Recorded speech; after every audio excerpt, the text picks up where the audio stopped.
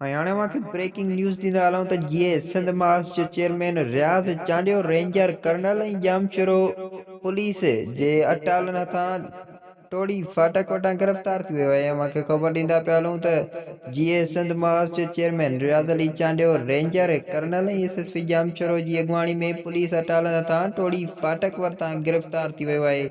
इन जा तफ़सील मालूम कंदासीं। असांखे जॉइन कयो आहे जामशरो मां K2K news reporter Maqsood Noonari जी। मक़सूद कड़ा तफ़सील। हाँ सर, जामशोरे मां सन साईं जी GM सैयद जी सालगिरह खां वापसी ईंदे जीए सिंध महाज़ जो चेयरमैन रियाज़ अली चांडियो खे पुलिस रेंजर्स अटालन टोड़े फाटक वटां गिरफ़्तार करे वरितो आहे। जस्टिम मफ़ाद ठीक है मक़सूद नूनारी अपडेट करण लाइ तव्हांजी वॾी महिरबानी।